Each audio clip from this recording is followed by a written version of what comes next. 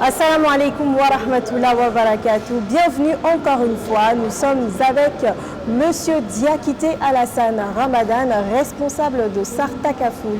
Assalamu alaikum wa rahmatullah. Wa alaikum salam wa rahmatullah. Eh bien, je l'ai déjà dit, vous êtes responsable de SAR Takaful, juste derrière nous déjà, qui est une structure d'assurance halal. Est-ce que vous pouvez nous en dire plus? Alors, SAR Takaful, c'est la branche d'assurance islamique de SAR Assurance Côte d'Ivoire. SAR Assurance Côte d'Ivoire, c'est une société d'assurance qui propose dans toutes les formes d'assurance. Et en début de cette année, nous avons mis en place l'assurance islamique parce que nous avons constaté qu'une grande partie de la population ivoirienne est musulmane et a beaucoup de difficultés à souscrire à l'assurance classique parce que ça ne respecte pas les principes de l'islam. Alors l'assurance Takaful, donc SAR Takaful, nous l'avons lancé il n'y a pas trop longtemps, mais j'avoue qu'il y a un engouement autour de ce produit-là parce que les gens attendaient SAR Takaful depuis longtemps et par la grâce de Dieu, cette année, SAR Takaful est disponible partout en Côte d'Ivoire. D'accord. Et bien le DG de cette structure, justement, lors d'un panel, le disait tout à l'heure, eh bien, SAR Takaful souhaite contribuer à l'inclusion financière et au développement économique et social de la Côte d'Ivoire. Ainsi, est-ce que vous pouvez nous expliquer comment vous matérialisez justement cette aide-là? Ok. En réalité, l'assurance en Côte d'Ivoire et partout un peu en Afrique n'est pas trop connu, ou du moins n'est pas ancré dans notre culture. Ce qui fait que le taux de pénétration de l'assurance est très faible. C'est en dessous de 3%. Alors, c'est en dessous de 3% du fait que ce n'est pas connu. Ça, c'est l'une des raisons. Et une autre raison est qu'il y a beaucoup de musulmans en Afrique qui se disent en tant que musulmans, je ne peux pas aller souscrire à un produit d'assurance qui est contraire à ma religion. Alors, les produits d'assurance qui sont déjà sur place, appelés assurance classique, sont des produits qui ne respectent pas du tout les principes de la charia parce qu'ils pratiquent le taux d'intérêt, ils pratiquent la spéculation, ils pratiquent également l'incertitude dans les différents contrats. Donc, en tant que musulman, on ne peut pas souscrire à ces produits-là. Alors l'assurance Takaful arrive et donc tous les musulmans qui voient qu'il y a une assurance autre que l'assurance classique et une assurance basée sur les principes de la charia islamique, donc ça pousse tous ces musulmans-là à venir souscrire à l'assurance.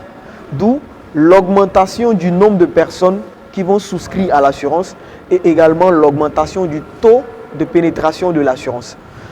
Donc, si on prenait des exemples pratiques avec vos produits en ce moment, est-ce que justement vous pouvez nous expliquer la différence entre un produit d'assurance santé halal et un autre produit différent, classique, ou un produit d'assurance habitation et un autre classique? Pour faire simple, voilà, justement pour faire simple, parce que tout le monde ne comprend pas, c'est assez technique. Ok. L'assurance Takaful, la différence entre l'assurance Takaful et l'assurance classique conventionnelle ne se trouve pas parfois dans les services qu'on propose, mais c'est plutôt dans la gestion de l'argent, dans la gestion des primes qu'il y a la grande différence. Parce que l'assureur classique, qu'est-ce qu'il fait? Il vous dit, vous me donnez une prime d'assurance et quand vous avez un sinistre, je vous indemnise. Mais lorsque vous n'avez pas de sinistre, l'argent revient à l'assureur. Donc ici, il y a un jeu d'aléas. Il faut qu'à la fin du compte, soit l'assureur profite de votre argent, ou soit vous avez un accident et il vous remet en état d'avant sinistre. Alors que cette manière de fonctionner est haram. Par contre, dans l'assurance Takaful, ce qu'on fait, c'est qu'on crée un fonds dans lequel chaque personne qui vient souscrire à l'assurance est considérée comme participant. Donc si vous prenez votre assurance automobile, Monsieur X prend son assurance maladie ou son assurance habitation, tout cet argent constitue un fonds. Et le fonds sert à indemniser en cas de sinistre. Donc à la fin de chaque année d'exercice, on fait le bilan. On dégage les sinistres payés. S'il y a un excédent, l'excédent est redistribué aux personnes participantes au fonds. Donc ça voudrait dire que vous qui êtes entrepreneur, de bénéfices après avoir investi. Tout à fait. D'accord. Voilà, donc vous qui êtes entrepreneur, qui êtes particulier, qui souscrivez à cette assurance-là, la réalité est que le vrai montant de votre assurance n'est connu qu'à la fin de l'année. Puisque lorsque vous payez la prime technique d'assurance, c'est à la fin de l'année qu'on va déduire les sinistres.